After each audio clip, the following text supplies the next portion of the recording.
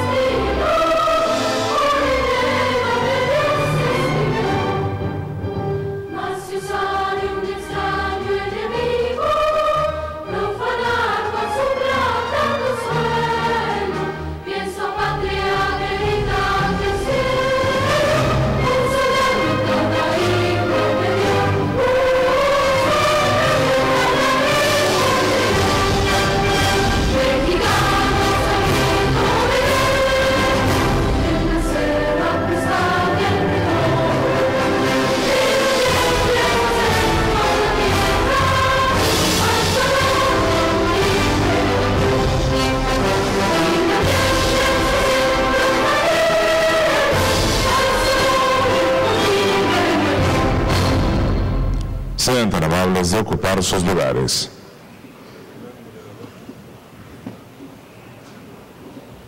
Hace uso de la palabra el ciudadano maestro Joaquín Díez Canedo Flores, director general del Fondo de Cultura Económica.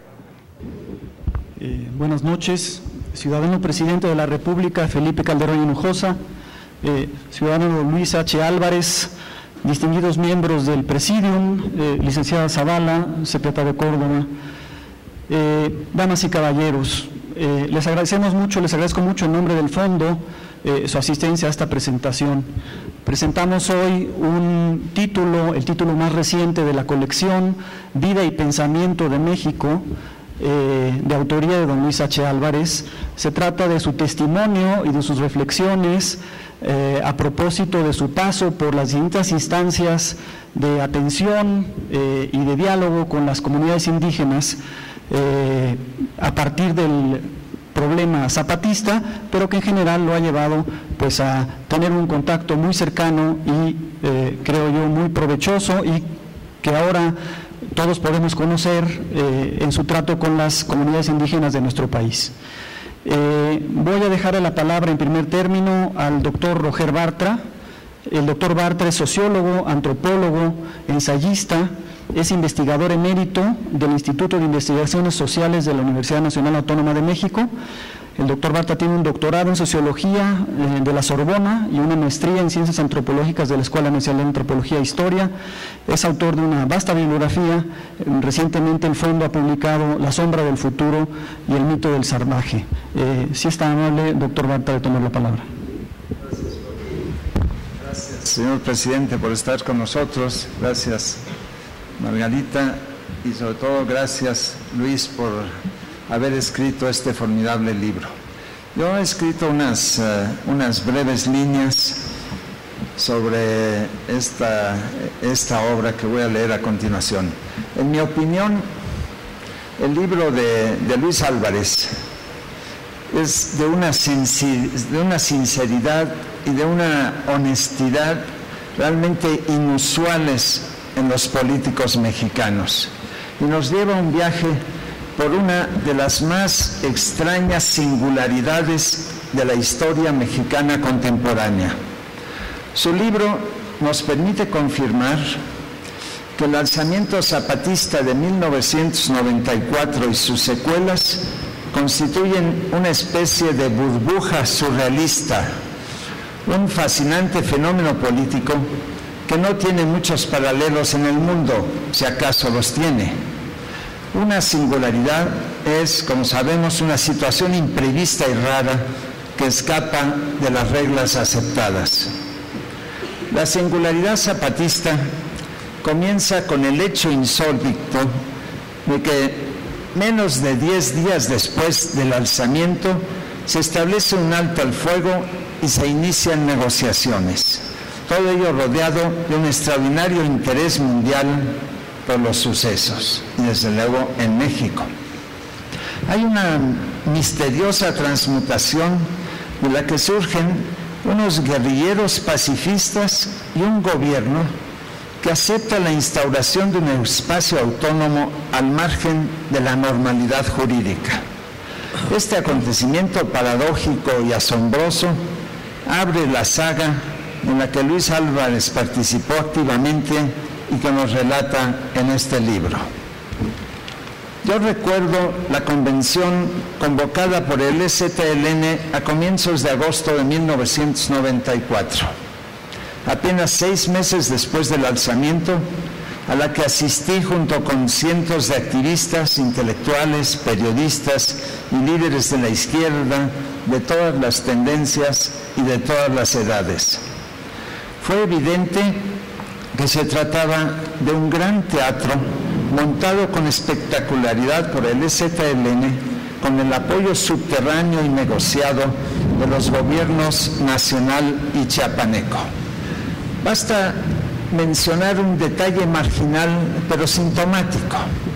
En el largo camino al pueblo de Guadalupe Tepeyac que hicimos en decenas de autobuses, en los retenes del ejército mexicano, los militares nos daban la bienvenida y nos deseaban un buen viaje hacia la convención. Pero en los retenes zapatistas nos revisaban con recelo y con brusquedad autoritaria y nos recomisaban todo lo que consideraban sospechoso, como navajas, brújulas, cortaúñas.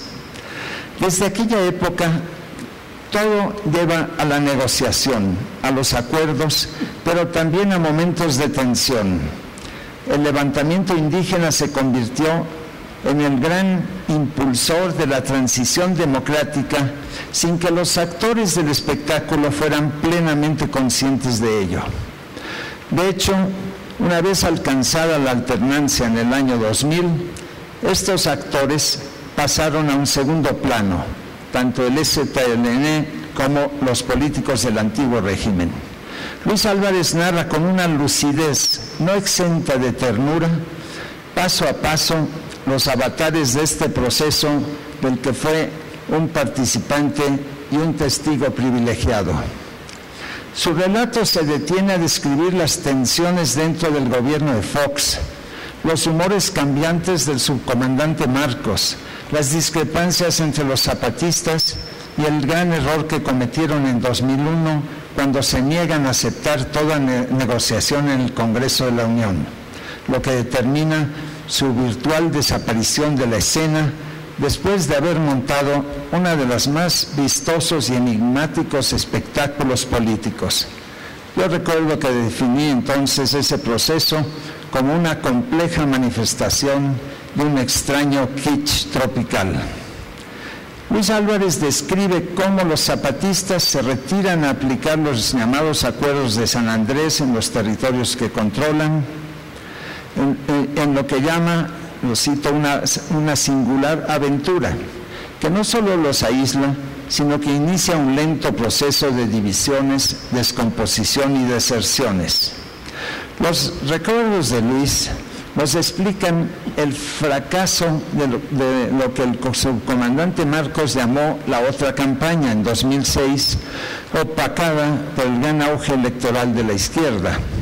El relato entra aquí en una fase triste, en la que habla de cómo las comunidades indígenas que apoyaron al EZLN siguen en la pobreza, de un EZLN dominado por su ala más dura y de la noticia de que Marcos sufre de una grave lesión en los pulmones producida por un cáncer o, según otras fuentes, por un disparo recibido durante una fuerte discusión con sus compañeros. La historia es triste porque la sociedad democrática que emerge desde fines del siglo pasado no ha logrado que los indígenas salgan de la miseria, ni ha convencido al EZLN que acepte formar parte de la transición. No es un fenómeno aislado. Grandes sectores de la sociedad se han marginado y rehúsan formar parte de una nueva civilidad. El triunfo electoral del partido heredero del antiguo régimen autoritario ha terminado por hundir a gran parte de los mexicanos en un dañino pesimismo. Quiero recordar una cosa. Hace años, pocos, Luis Álvarez me decía que no estaba de acuerdo con mi idea de distinguir entre derechas e izquierdas. Para él se trataba de una división superada. Yo sigo pensando que es una clasificación útil si se eliminan sus aristas peyorativas. Pero después de leer su libro, comprendo que su actitud humanista ante la terrible condición de los indígenas es tan fuerte e inteligente que es capaz de borrar las divisiones políticas e ideológicas.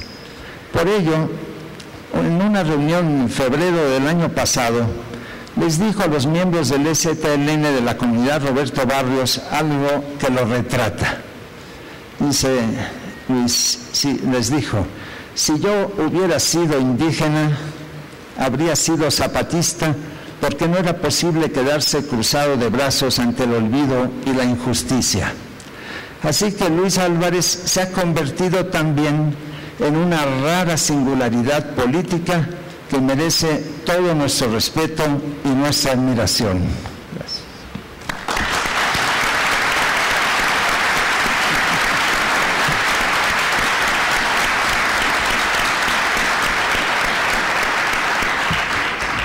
Muchas gracias, doctor Bartra. Antes de ceder la palabra a nuestro siguiente presentador, hago notar que estamos en la Librería Rosario Castellanos, una gran escritora mexicana que en particular se ocupó de sus novelas de su estado natal, Chiapas, se llega de Comitán, y de la situación indígena allí. Le dejo la palabra al doctor Juan Pedro Viqueira. Él es maestro en Historia por el Colegio de Michoacán y doctor en Ciencias Sociales de la Escuela de Altos Estudios en Ciencias Sociales de París, Francia. Fue profesor en la Escuela Nacional de Antropología e Historia y desde 1998 es profesor investigador en el Centro de Estudios Históricos del Colegio de México. Tiene algunos libros en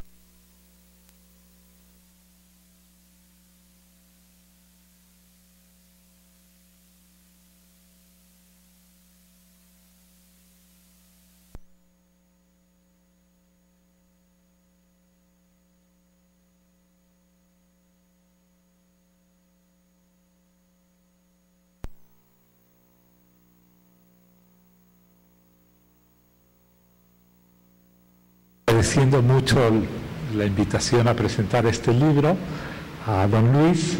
Es realmente un gran honor el que me hizo. Y aprovecho para decirle algo que nunca le había comentado, pero pues yo soy uno de los mexicanos que se cimbró con su huelga de hambre y que le obligó a reflexionar profundamente. Yo creía que era totalmente inútil votar en unas elecciones, luchar por unas elecciones limpias, y realmente su ejemplo me hizo recapacitar profundamente en eso, ¿sí? Entonces, por esa razón es para mí un gusto poder ahora presentar su libro. Tal vez uno de los aspectos más fascinantes de este libro es justamente cómo el levantamiento zapatista le dio un giro radical a la vida de don Luis. Sí. Lo llevó a iniciar una etapa que yo me imagino que desde Chihuahua nunca pensó que iba a enamorarse tanto de Chiapas, a convivir tan a menudo con los indígenas de ese estado, ¿sí? Y pues es la parte que a mí como especialista, como chiapaneco adoptivo, pues es la parte que más me emocionó del libro, ¿sí? Me emocionó especialmente la parte en donde narra sus experiencias como comisionado para la paz en Chiapas. Su trayectoria en la Cocopa la conocía muy bien, yo vivía en aquel entonces en San Cristóbal de las Casas, pero ese capítulo sobre el periodo del sexenio de Fox, cuando se enfrentó a un reto muy difícil, porque en realidad después del 2001 los zapatistas no mostraron ningún interés en seguir negociando con el gobierno federal, ¿sí? Usted tuvo la gran iniciativa de no quedarse cruzado de brazos esperando a ver si algún día los zapatistas se dignaban a regresar a las negociaciones, sino que consciente de las graves carencias que padecían los indígenas de Chiapas, pues empezó a moverse para conseguir remediar algunas de esas carencias, visitar a las comunidades, escuchar sus necesidades, tocar muchas puertas para que la ayuda les llegara a ellos, y además fue un trabajo, digamos, que lo honra porque lo hizo sin tomar en cuenta la afiliación política de las comunidades a las que fue a prestar su ayuda. ¿Sí? Algo que me gustó mucho del libro, y no es un reproche que le hago, al contrario, es que en esos años yo lo visité unas 2 o 3 veces porque tenía el compromiso de escribir algunos artículos de actualidad sobre Chiapas, y pues tenía algunos buenos informantes, amigos míos que hacían trabajo de campo en las cañadas y que me contaban un poco la desbandada que se producía en las comunidades zapatistas, pero pues era información de 2, 3 comunidades, y tenía siempre la duda si podía generalizar eso que me contaban al conjunto de la selva lacandona, y varias veces pues fui a molestarlo a su oficina para ver si me contaba algo de lo que estaba sucediendo, y todas las veces fracasé rotundamente. Me trató siempre con mucha amabilidad, me dio todas las publicaciones oficiales, pero mantuvo una reserva de funcionario que lo honra, ¿sí? Ahora, toda esa información que yo buscaba la encuentro en el libro, ¿no? Ya muchos años pasados, ya se puede hablar libremente de muchas cosas, y efectivamente ese capítulo pues da mucha idea de la complejidad de la situación en las comunidades indígenas, ¿no? Desde comunidades que nunca fueron zapatistas, comunidades que se aprovecharon del zapatismo sin ser zapatistas, comunidades que se hicieron zapatistas y que luego decidieron romper con el zapatismo, ¿sí? Algunas se arrepintieron, unas pocas, de haber participado en el levantamiento zapatistas, muchas otras estaban orgullosas de haberlo hecho, pero pensaban que había que dar un paso más y que había ahora que cambiar los métodos de lucha y conseguir salir de la pobreza a través de otros medios, ¿sí? Porque tal vez uno de los mayores dramas que sufrió el EZLN, y que se ilustra bien en una de las frases demagógicas que inventaron, pero que acabó resultando ser cierta, es ese lema que tenían de que para todos todo, para nosotros nada, ¿sí? Hubo algo de eso que les tocó vivir a los zapatistas en Chiapas. Su levantamiento, ¿sí?, debilitó fuertemente al gobierno federal, y campesinos indígenas y no indígenas de todo Chiapas aprovecharon la ocasión para invadir tierras. Luego el gobierno federal negoció con ellos e intentó comprar esas tierras y regularizar esas invasiones en muchos casos. Pero los zapatistas, que también habían invadido algunas tierras en la selva lacandona, pues no quisieron negociar con el gobierno, y pues todavía hoy en día esas tierras siguen sin regularizarse y sigue siendo un motivo de fricción en algunas comunidades entre los que han aceptado, digamos, regresar, digamos, al redil de la vida constitucional, y los que se mantienen en resistencia. Y pues todavía más grave fue la orden que dio el subcomandante Marcos a las comunidades zapatistas de no aceptar ningún tipo de ayuda que viniera del gobierno federal.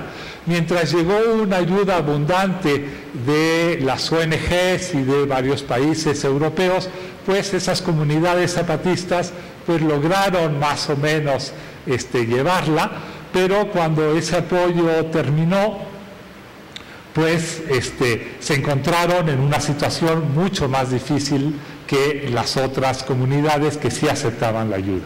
Entonces, primero don Luis se esforzó por llevar ayuda a todas las comunidades, fueran lo que fueran, ¿sí? Pero luego, y creo que esa es la gran revelación del libro, que la prensa no ha entendido, ¿sí? La prensa le ha dado mucha importancia a la enfermedad del subcomandante Marcos, de la cual ya se había hablado hace año y medio, pero la revelación que a mí realmente me impactó es que en ese mismo momento Marcos le solicitó a usted que le hiciera llegar ayuda a las comunidades zapatistas. Y a partir de ese momento se le abrieron las puertas en las comunidades zapatistas, pudo hablar con sus dirigentes y pudo hacer llegarles algún tipo de ayuda de parte del gobierno federal. Creo que eso es muy importante para comprender la situación que existe actualmente en Chiapas. Y para cerrar mi breve presentación, quisiera comentar algo del título, ¿sí?, de su libro, que a lo mejor no lo tiene usted claro, no conoce esta creencia que tienen por lo menos los celtales de Cancún, pero creo que se puede generalizar a gran parte de los altos de Chiapas. Usted llama su libro Corazón Indígena, uno entiende muy bien la razón, ¿sí? Usted se ha enamorado de los indígenas, siente tener un corazón indígena, ¿sí? Pero resulta que los indígenas celtales consideran que en el corazón de la persona viven muchas almas.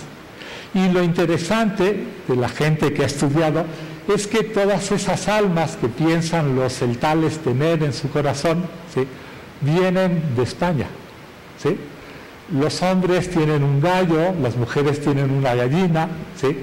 Las otras almas que pueden vivir son la alma de obispo, el alma de jesuita, hay unas almas de metal, de herramientas de metal, pero son todos de cosas que no son originarias de Mesoamérica, porque para estos indígenas, ¿sí?, en el centro de la vida social está lo que viene de fuera y en el margen lo que es propio, ¿sí?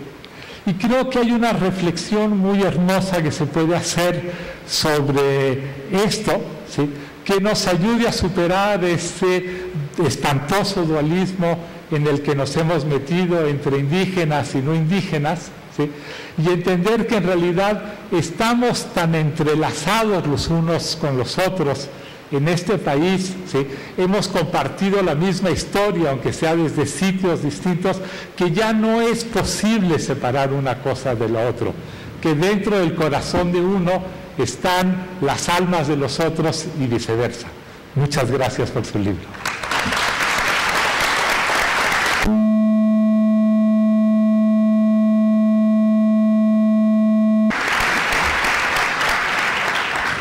Muchas gracias, doctor Viqueira. Dejo ahora la palabra al doctor Francisco Valdés Ugalde.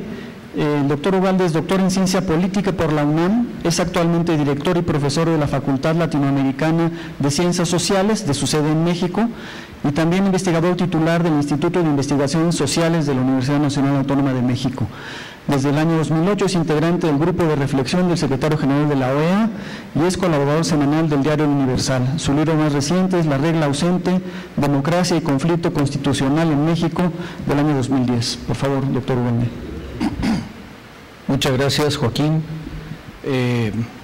Muchas gracias, señor presidente Felipe Calderón Hinojosa, por estar hoy en este acto. Señora Margarita Zavala, doctor José Ángel Córdoba, secretario de Educación Pública, y desde luego, don Luis H. Álvarez. Queridos colegas, y con su venia, unas breves palabras acerca de este emocionante, singular y libro único. Lo primero que voy a decir es que voy a hablar muy poco sobre el libro, dado que quienes ya me antecedieron han hablado extensamente sobre él. Lo que sí voy a decir sobre el libro es que creo que es un trabajo tan singular, tan importante en la historia intelectual de nuestro país y en el momento actual de nuestro país, que debería ser leído por todos los mexicanos. Es un libro que debería ser leído por todos, sin distinción, porque tiene no solo una descripción de hechos que han sido singularmente importantes para el desarrollo reciente de nuestra vida pública, sino también porque representan un conjunto de valores y un conjunto de situaciones ejemplares, narradas y en muchos casos protagonizadas por su autor. Es un libro en el que se reflejan valores que están sin duda encarnados en la persona de Luis H. Álvarez, a quien le agradezco enormemente el haberme invitado para presentar su libro. Un conjunto de valores que sería muy largo enumerar, pero que yo resumiría en 4 que están claramente reflejados en el libro. El valor del compromiso contra la discriminación y por la reducción de la desigualdad. El valor del diálogo como vía para solucionar los conflictos sin violencia. El valor de una iniciativa, de un hombre de iniciativa que no ceja frente a la adversidad y que es capaz, como decía Juan Pedro, de ir a buscar al interlocutor, aun cuando el interlocutor lo deje plantado. Y un libro en el que el valor de la democracia va indisolublemente unido al de la igualdad y la justicia.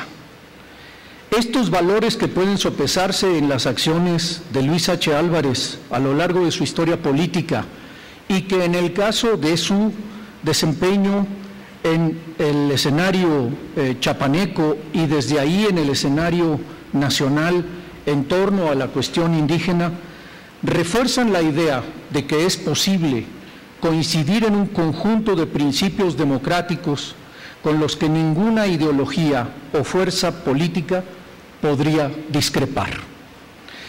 Lamentablemente en los hechos, estos valores y principios como los que he enumerado no son compartidos por todas y cada una de las agrupaciones políticas de los gobernantes mexicanos, al menos en lo que se refiere a las prácticas que les caracterizan. Desde luego, todos estos valores son suscritos cuando se trata de hablar y de hacer declaraciones. Álvarez propone, además, una extensión del sentido de la democracia que me parece particularmente importante en el momento contemporáneo de México.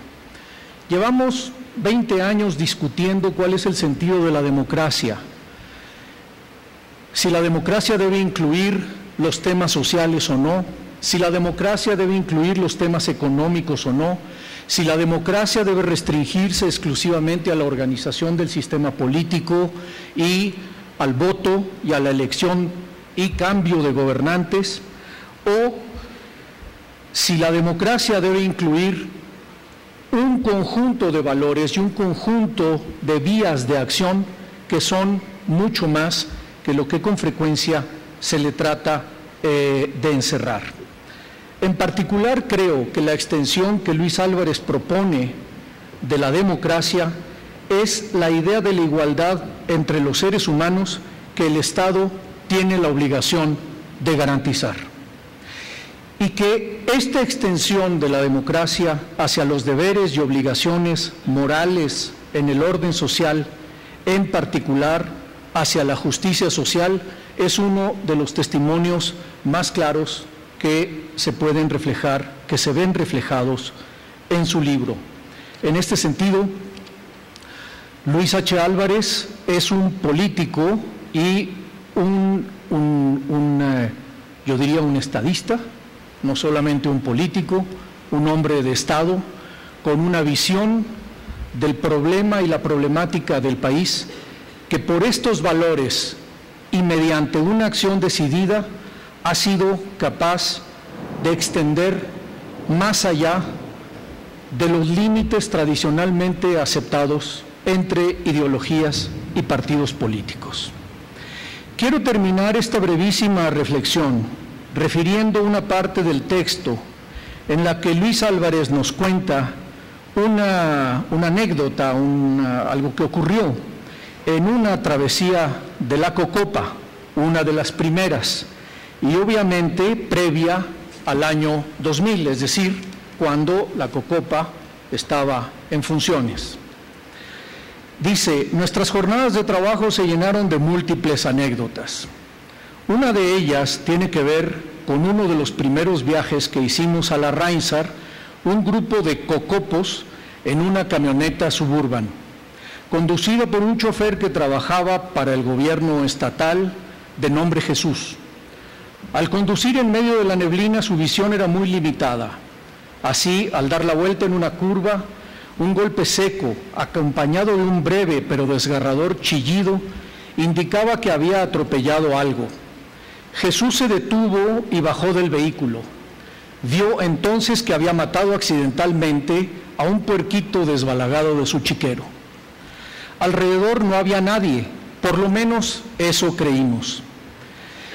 Además, alguien recordó que teníamos el tiempo contado para llegar a San Andrés, por lo que dejando a un lado del camino al puerquito, Jesús nos condujo a nuestra cita. Por la tarde, de regreso a San Cristóbal de las Casas, en donde pernoctaríamos, pasamos por el mismo lugar, pero nos cerró el paso un grupo de tzotziles en actitud hostil. Jesús bajó el vidrio de su ventanilla para preguntar qué ocurría. La respuesta fue seca: o pagas cochi o chingas madre. Ahí surgió el primer acuerdo unánime de la Cocopa en Chiapas: pagar cochi.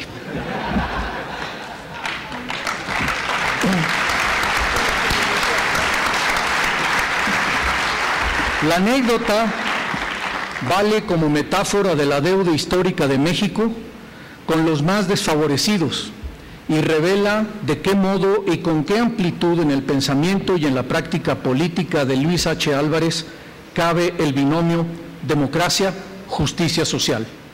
Un binomio que ha tardado en aceptarse y que para las élites de México parece seguir siendo un hueso demasiado duro de roer. Afortunadamente, no lo ha sido para él. De ahí la universalidad y el reconocimiento que Luis H. Álvarez tiene como figura nacional. Muchas gracias.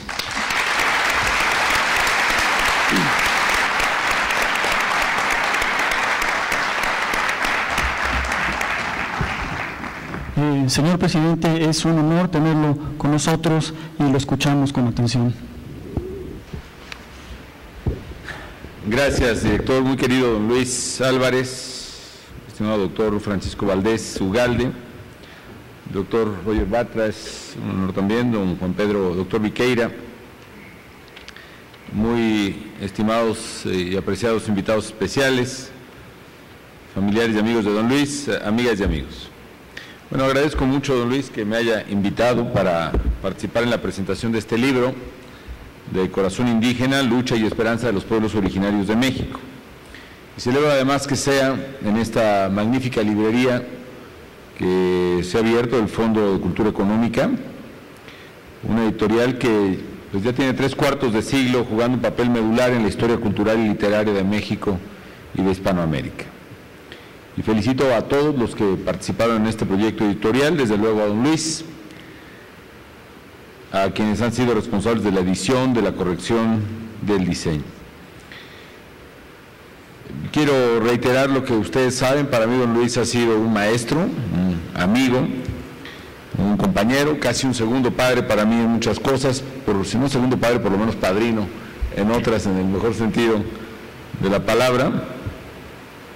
Y sé que toda su vida ha sido un hombre comprometido con las mejores causas, ha predicado siempre con el ejemplo, y si algún día con la lámpara de Diógenes quisieran buscar un hombre honesto en México, piensen en Luis Álvarez.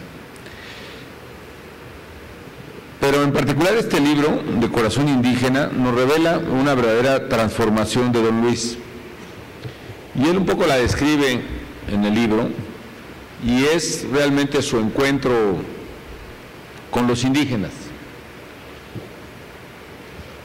y su encuentro vamos a llamarlo universal. De hecho, él mismo describe que su único encuentro había sido realmente con los rarámuris, a los que, como bien atinadamente señala, se les conoce mejor como tarahumaras, en esa muy mala costumbre de poner el nombre colonizante a diversos pueblos. Lo mismo les pasaba a mis paisanos, a los purépechas, que eran conocidos como tarascos hasta hace muy poco, que finalmente reivindicaron su nombre originario.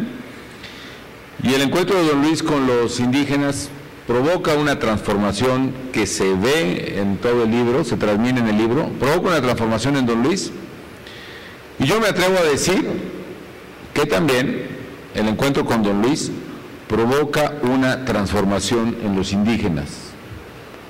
En particular en algunas, como en muchas comunidades zapatistas, me atrevo a decir que una buena mayoría, y provoca una transformación también entre los pueblos indígenas de México. No es posible, desde luego, entender este grado de compromiso de don Luis Álvarez sin ver su propia trayectoria de vida. A mí me parece que don Luis es el constructor de la transformación democrática de México, así como he dicho y sostengo que Carlos Castillo fue el teórico, el intelectual de la transición democrática. Don Luis Álvarez fue el práctico, el apóstol de la transición democrática de México, fue y lo está haciendo, lo ha sido.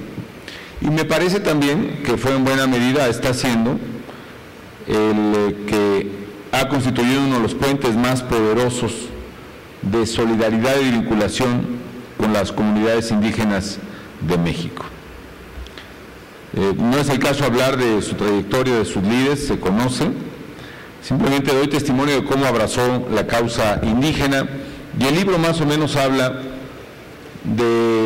hace todo un recorrido de este encuentro de Luis Álvarez con, no diría con las comunidades indígenas, sino con su propio corazón indígena.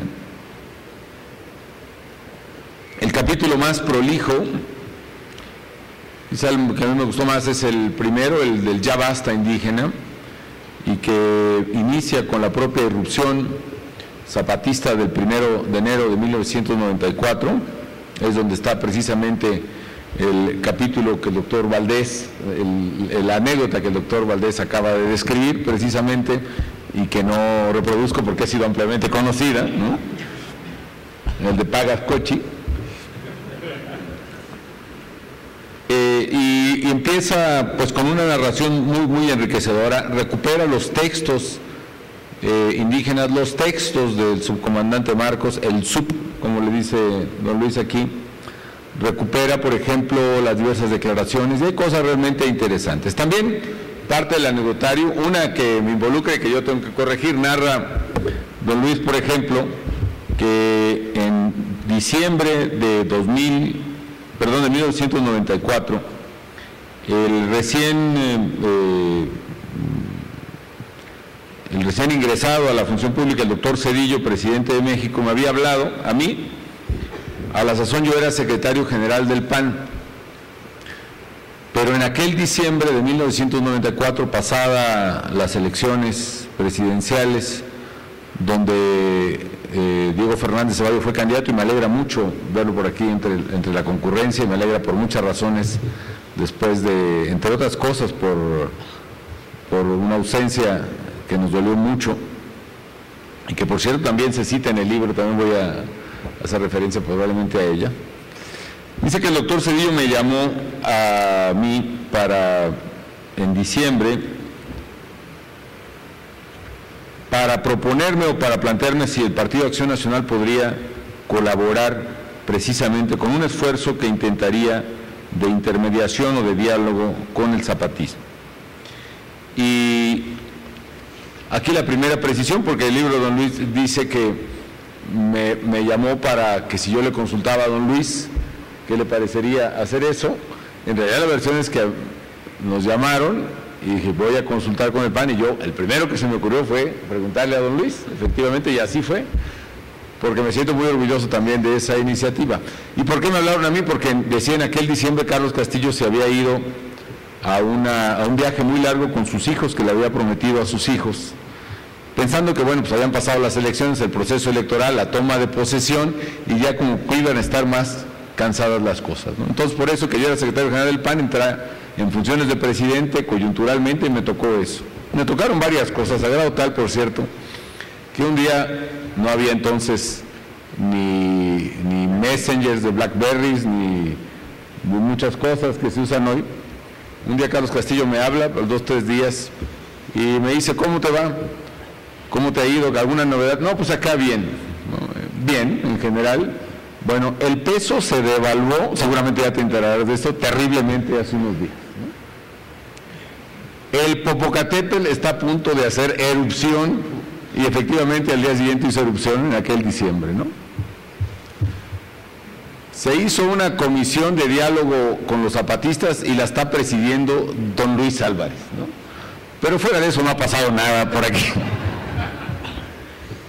Así empieza este recorrido, y don Luis aceptó, y en el texto hay una frase que ustedes la encontrarán recurrentemente, que es la identidad que siente don Luis con las causas de justicia de las comunidades indígenas y del zapatismo. Por ejemplo, cuando reproduce la primera comunicación del EZLN, precisamente en la toma de la cabecera municipal de San Cristóbal de las Casas, cuando habla precisamente de que ellos están reivindicando, por lo que pedimos tu participación decidida apoyando este plan del pueblo mexicano que lucha por trabajo, tierra, techo, alimentación, salud, educación, independencia, libertad, democracia, justicia y paz. Don Luis agrega poco más adelante: me percaté de que esas eran esencialmente las demandas con las que llevé a cabo mi campaña para la presidencia de la República a finales de los años 50. Y estas demandas, que pudieran sonar genéricas, de trabajo, techo, tierra, alimentación, salud, educación, independencia, libertad, democracia, justicia y paz, claramente son las que acompañan las aspiraciones de don Luis en su vida, y claramente son el marco que él aborda precisamente para abrazar esta causa zapatista. Se rescata entonces esta primera parte en el primer capítulo, que más o menos termina hacia la reforma constitucional ya con el presidente Fox. Ese es el segundo capítulo, donde habla de una firme voluntad de paz. Habla también cómo se orquestó, se articuló la marcha del zapatismo a la Ciudad de México y la reforma constitucional, y termina con el rechazo ya mencionado aquí del comandante Marcos, del subcomandante Marcos y la dirigencia zapatista a las reformas constitucionales, y el distanciamiento con el gobierno en ese que tuvo que ver con don Luis. Un capítulo tercero que es fundamental, que habla de la Comisión Nacional de los Pueblos Indígenas, que don Luis presidió a petición y encargo mío, y que estoy convencido, amigas y amigos, más que se recoge de manera muy interesante los distintos aspectos o políticas públicas que ha habido en relación a los indígenas, desde las primeras etapas de los 20 hasta los 40, esta etapa en que se hablaba de superar los problemas indígenas en una concepción muy integradora, muy casi arrolladora o excluyente de las comunidades indígenas mismas. Esta idea, por ejemplo, de alfabetización de las comunidades sobre la base de casi prohibir la utilización de sus propias lenguas con el tal de lograr su perfecta inculturización al castellano, y otras, hasta otras evoluciones. Varias evoluciones durante décadas, todas acompañadas por un común denominador, que era la corrupción y el abuso sobre la bandera de los pueblos indígenas. Luego la llegada de la presencia de Pronasol, hasta el alzamiento zapatista. Y yo creo que sí viene una época distinta, y lo puedo decir no porque me toque ser presidente en ello, sino porque hubo alguien como don Luis que estuvo al frente de estas cosas.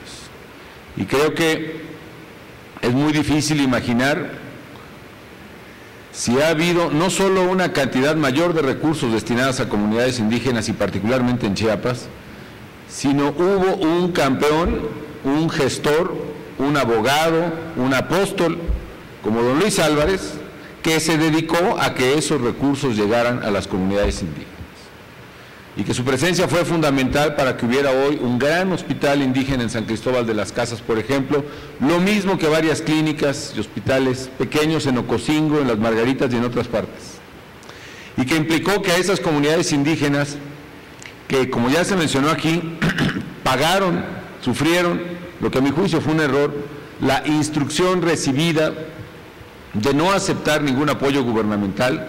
Fue el corazón indígena de don Luis el que fue a abrir el corazón indígena de los indígenas para que aceptaran lo que era suyo. En una parte, en ciertos capítulos muy emocionantes que se describen y que que trataré de referirme a ellos un poquito más adelante.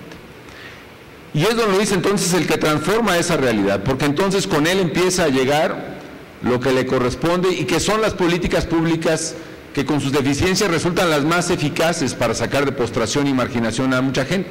Por ejemplo, el programa de oportunidades es la primera vez que lo reciben esas comunidades, y donde el problema era que incluso como los zapatistas en algunas regiones habían prohibido incluso registrar a sus hijos, a los niños, no había actas de nacimiento para poder incorporar a los niños y a las mamás a los programas, por ejemplo.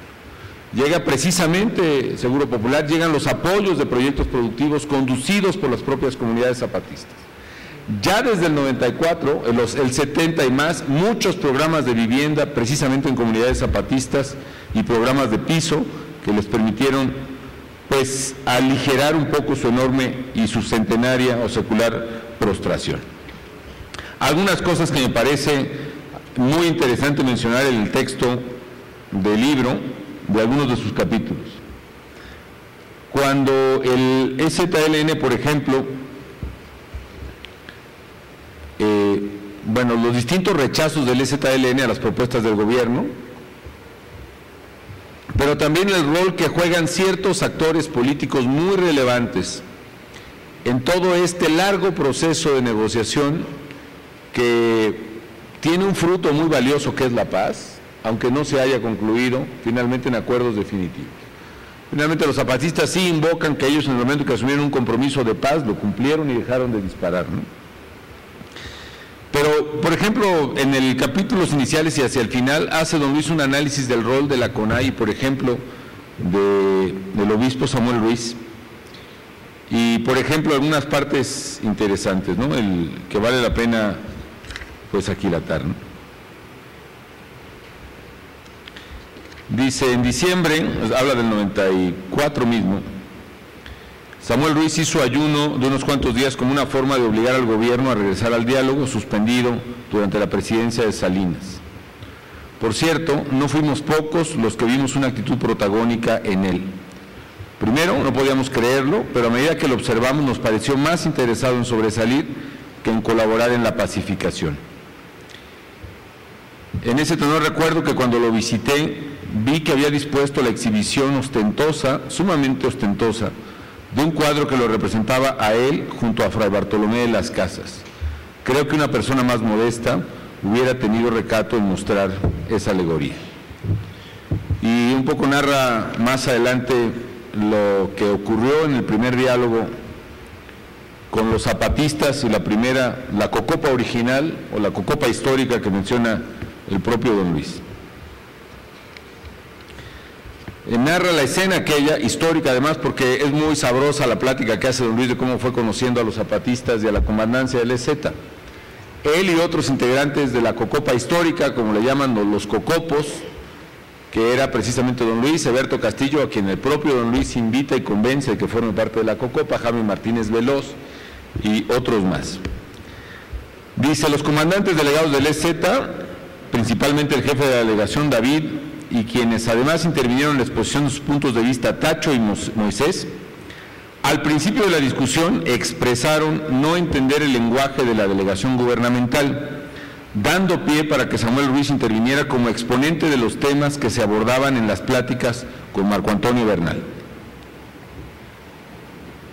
que era a la sazón representante del gobierno, y su compañero Gustavo Iruegas.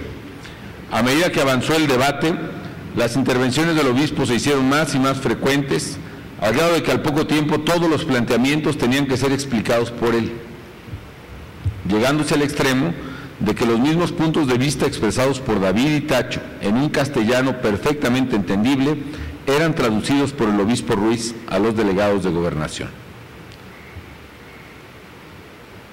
Este método insólito, estando frente a frente las dos partes, el gobierno federal y el EZ, la instancia mediadora actuaba como si ambos estuvieran a cientos de kilómetros. Termina esa parte cuando acuerdan los cocopos, que ya estaban aislados de los del EZL por los círculos de ONGs que estaban ahí, acuerdan un método increíble, que cualquiera que tenga un contacto cercano con cualquier dirigente del EZ les diga que por favor quieren un diálogo directo con ellos, y así ocurre. Llegan a ese acuerdo y de repente el primero, bueno, no lo veo por aquí, pero le mando un saludo muy cordial, Rodolfo Elizondo, que también formaba parte de la Cocopa original o histórica, dice: al que primero se le presentó la oportunidad fue a Rodolfo Elizondo, quien tuvo que estirar el brazo para darle un jalón en el hombro a Tacho y decirle que buscábamos un diálogo directo. Sorprendido por esa petición inesperada, Tacho dijo que lo consultaría con sus compañeros. Horas más tarde nos dio una respuesta elocuente por sí misma: aceptamos reunirnos con ustedes, pero sin el obispo.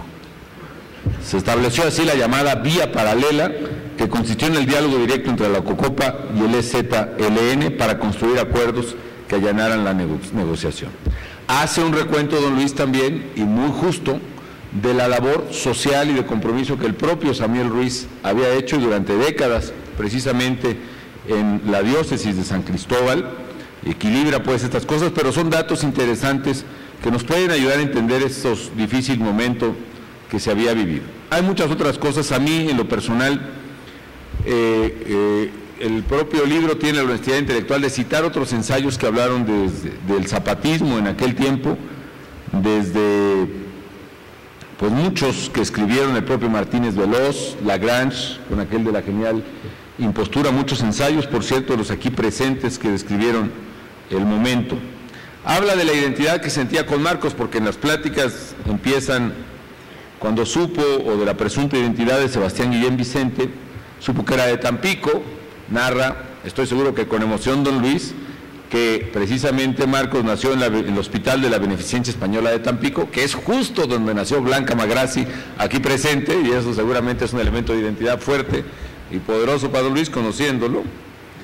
Y que, por cierto, cuando era alcalde de Chihuahua en el 83, invitó a un grupo de empresarios pequeños y medianos, los convocó como alcalde, y don Alfonso Guillén, a la sazón padre de Marcos, ¿no?, asiste a Chihuahua a invitación de don Luis y dice: me pareció un hombre a la par sencillo y amable, y también se identifica con Marcos. Y seguramente usted nos dirá, don Luis, pero también platicaron de esas cosas en eso. Una última anécdota de esta parte que me gusta mucho, aparte la del Pagascochi, que me parece sensacional.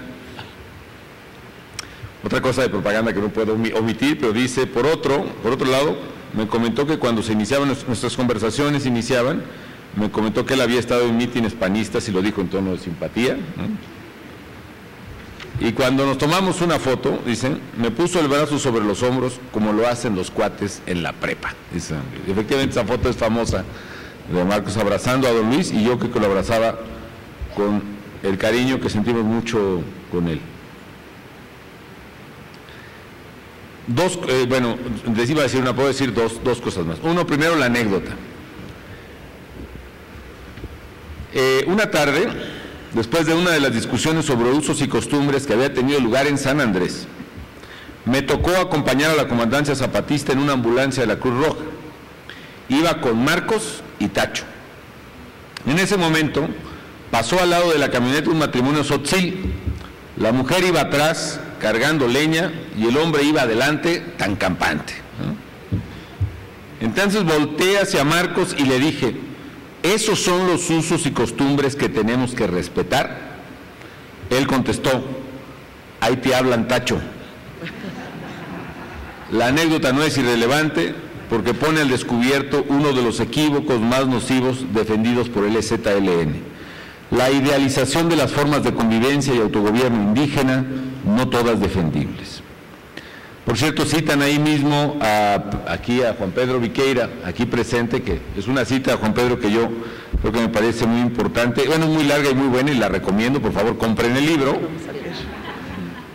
Pero una cosa que me parece fundamental a propósito de la idealización, dice: la idealización que es una forma de desconocimiento de la idealización de la realidad política de los indígenas, ha conducido a la teoría de que ellos cuentan con un sistema de gobierno de origen prehispánico que garantiza la resolución de conflictos, la armonía, la justicia y la igualdad en la comunidad, a partir de principios no solo diferentes, sino superiores. Y en general para decir que pues no es así, ¿no?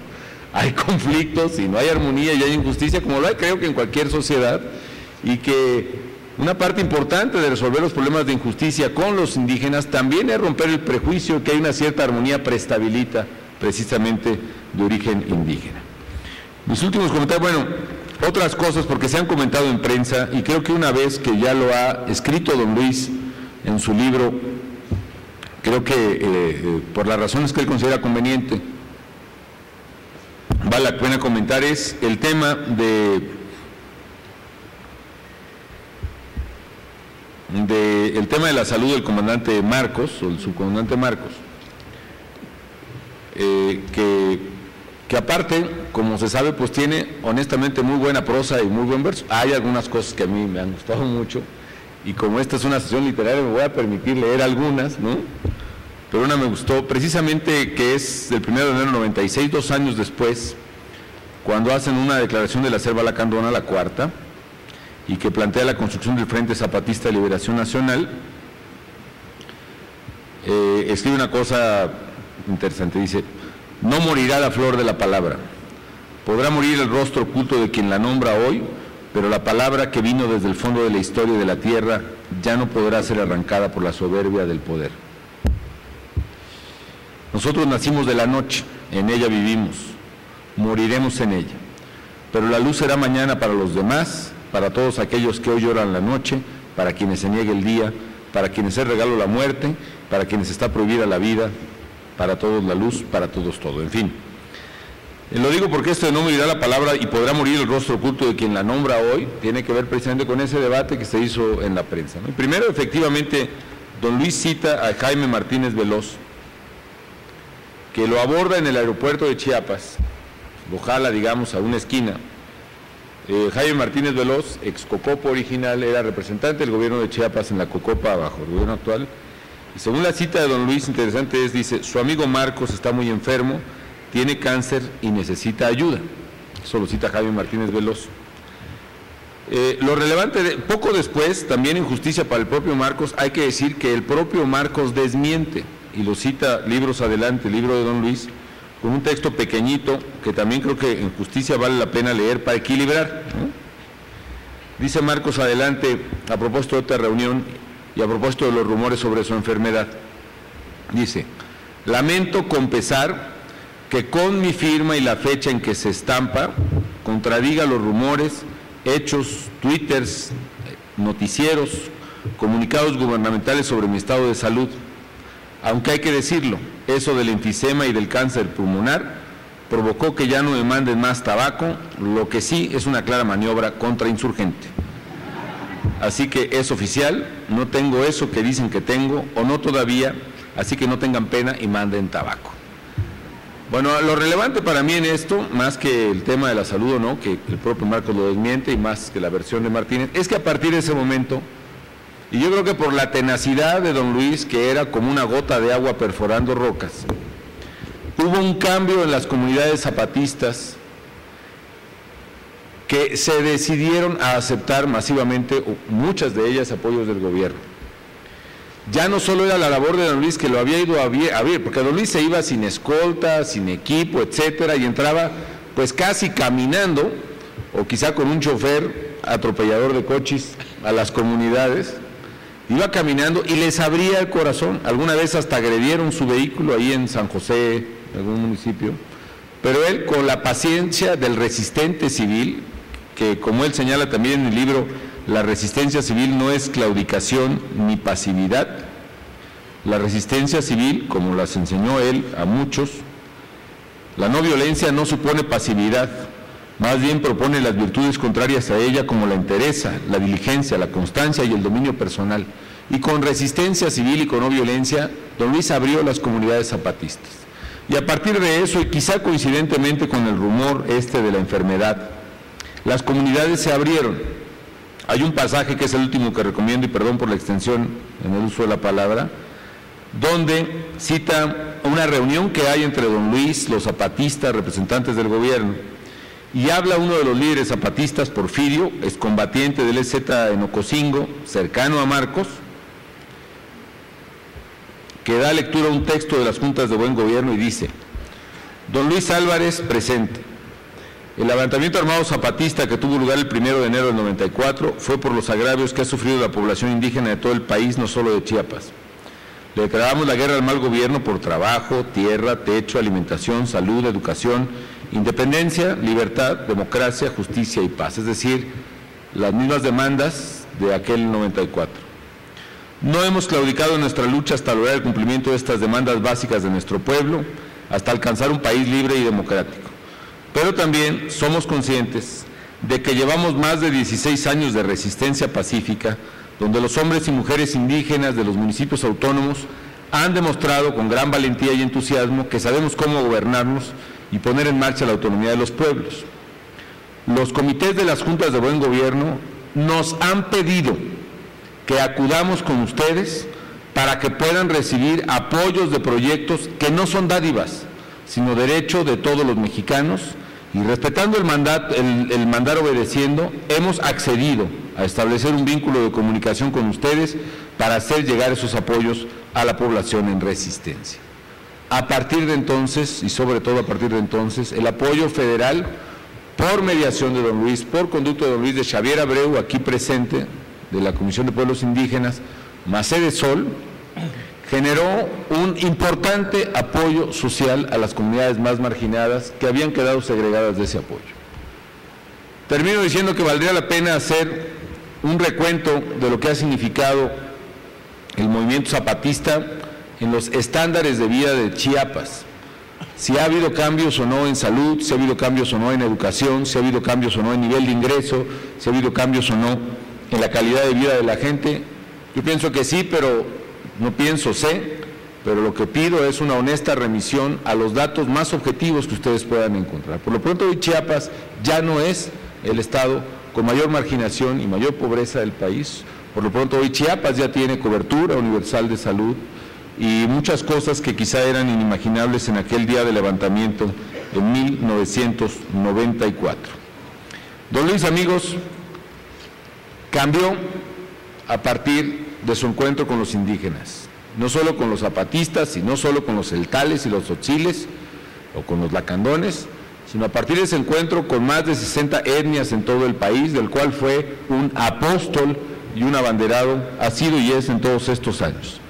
Pero sobre todo ha sido una luz que ha cambiado la realidad de las comunidades zapatistas, no a partir de las armas, como originalmente ellas pendían, sino a partir de la fuerza de los no violentos, de la fuerza de los pacíficos, como dice el Evangelio, del cual, si queda alguno entre nosotros, ese hombre fuerte de la paz se llama Luis Álvarez, y tenemos el privilegio de tenerlo con nosotros. Muchas gracias por invitarme, mi querido don Luis.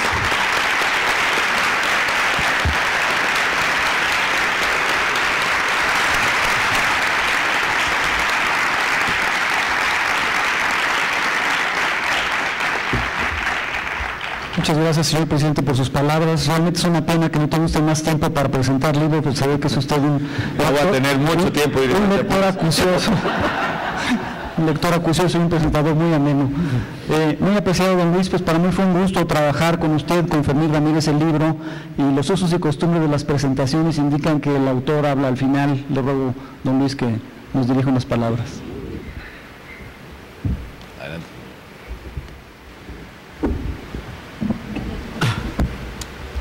Muy estimado licenciado Felipe Calderón Hinojosa, presidente de México, querida Margarita Zavala,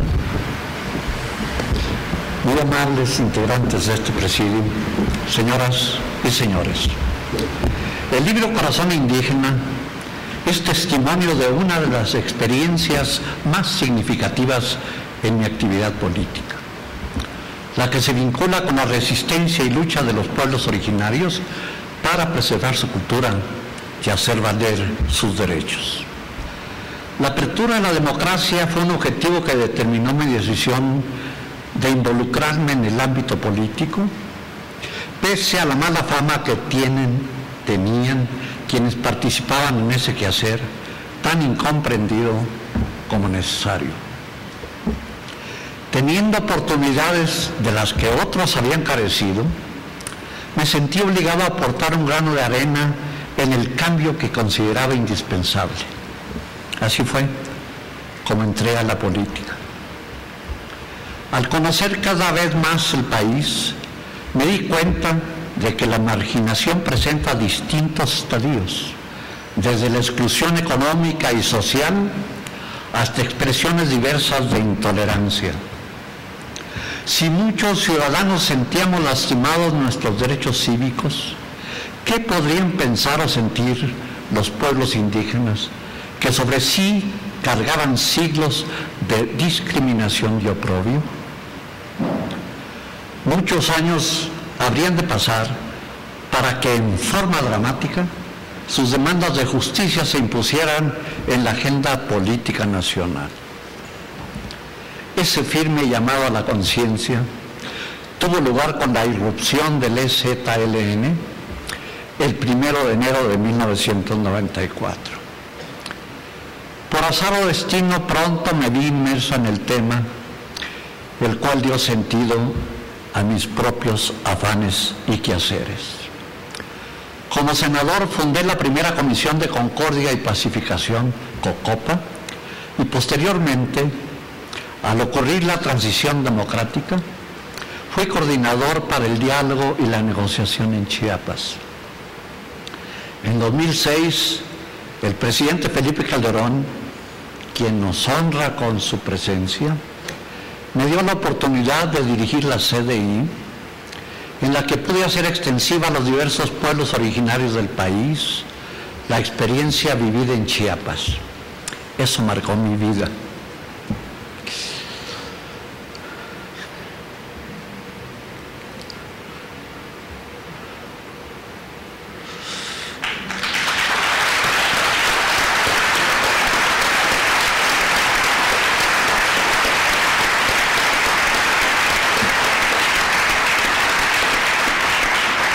Así constas en las páginas de este libro, Corazón Indígena, hechos relativos a esos episodios vividos con los pueblos originarios de México, a los que siempre tendré presentes en mi corazón y pensamiento. Señoras y señores, México tiene por delante la gran tarea de construir y fortalecer su proyecto de nación. Para ello es indispensable el apuntalamiento de su democracia con base en una política incluyente que considere la pluralidad interna como riqueza y no como problema a resolver. Ese problema debe hacer justicia a los pueblos indígenas, descendientes de los dueños originarios de lo que hoy es nuestro país. Por tanto, el mejoramiento de sus condiciones de vida debe continuar como uno de los temas prioritarios para el gobierno de la República y para la nación en su conjunto, ya que el poder de la ciudadanía no solo se mide en votos, sino también en su capacidad de diseñar políticas orientadas a su bienestar. El reto es ser ciudadanos de tiempo completo. Por ello, con su ejemplo de dignidad y de perseverancia, los pueblos indígenas nos recuerdan a todos que la lucha por valores democráticos es permanente y no admite claudicaciones. Termino recordando las palabras de Octavio Paz en su libro El laberinto de la soledad, y cito: quien ha visto la esperanza no la olvida, la busca bajo todos los cielos y entre todos los hombres, y sueña que un día va a encontrarla de nuevo, no sabe dónde, acaso entre los suyos. En cada hombre late la posibilidad de ser, o más exactamente, de volver a ser otro hombre. Fin de la cita. Yo he visto en las comunidades indígenas de nuestro país los rostros de hombres, mujeres, jóvenes y niños que no se rinden en su orfandad, ni se abandonan en su soledad. He visto, pues, la manifestación visible de que la desesperación esperanzada de que habla paz está entre nosotros y con ella la posibilidad de volver a ser otros, mejores, por supuesto. Muchas gracias.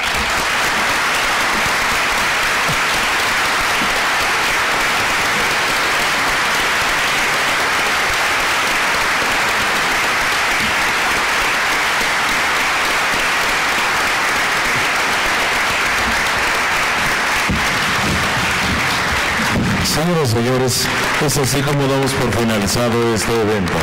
Se despide de ustedes el ciudadano presidente de los Estados Unidos mexicanos y su esposa, la señora Margarita Zavala, agradeciendo su amable asistencia. Tengan todos una excelente noche.